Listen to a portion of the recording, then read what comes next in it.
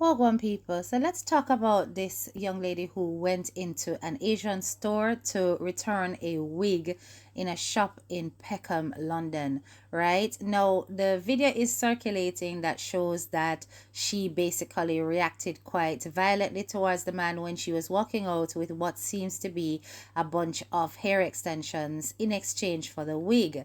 Now, the public is split in two on this matter. As far as people are concerned, she deserves to be arrested and she deserves to be charged with assault. And people are saying basically that she's using the race card. But this is what I'm going to say about the situation. Now, she went into the store. She wanted to return the wig. The store has a policy no refunds. However, they do allow exchanges, to which she picked up a bunch of hair extensions and proceeded to walk out the shop. Mistake number one for me was the fact that she walked out the shop and did not try to, go through the process of getting an actual exchange. Where they give you a new receipt, they make sure that the amount that you've taken matches whatever it is that you've returned, etc., etc.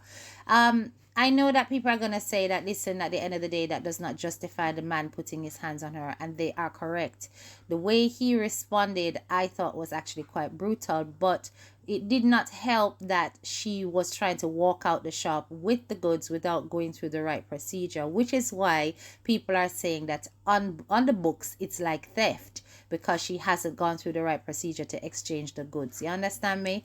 Now, you know what? We as black people, we really need to start to take over the hair industry for ourselves and stop supporting businesses that really and truly do not rate and respect us, right? It's so unfortunate that in this country, everything to do with black women's hair is not being sold by black people. We do have a few black hair owners, hairdressing shops and black hair product owners that are out there selling their goods, but they are few and far between and often far more expensive than these Asian shops. So, in the essence of budgeting, people tend to go to the Asian shops because they're more convenient and they are more affordable.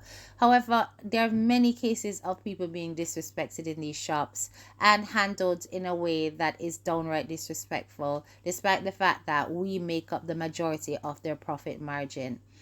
Now, if you look at the CCTV image that is above, you will see that, it's obvious that she was quite incensed, and the reaction afterwards was magnified by 10. The first person to put hands on anybody was the Asian man at the doorway. He pushed her in terms of trying to stop her from leaving the shop, and that is when she got really angry and things escalated. Now, she started to hit him with the basket and proceeded to more or less trash the shop where he was standing.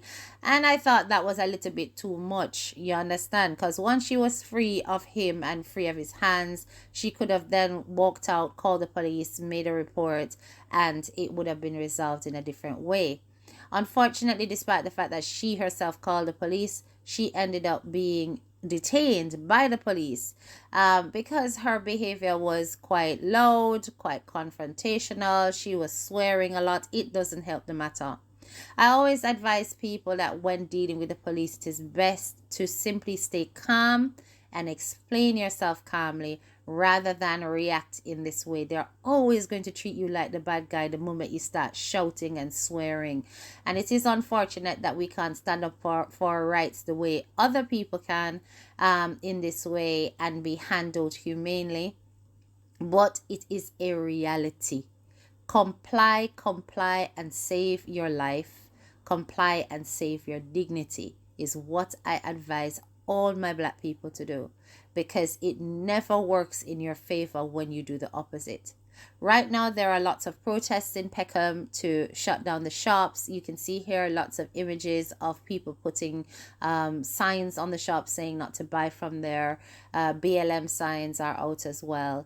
But I'm saying that, two wrongs don't make a right. The man was wrong in terms of how he retaliated and how he handled her, but she herself was kind of moving like so she's a bit of a bad girl. And that attitude is never going to take you far in this life, right?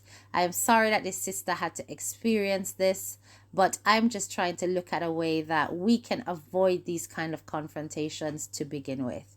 This is your girl, Head Teacher K.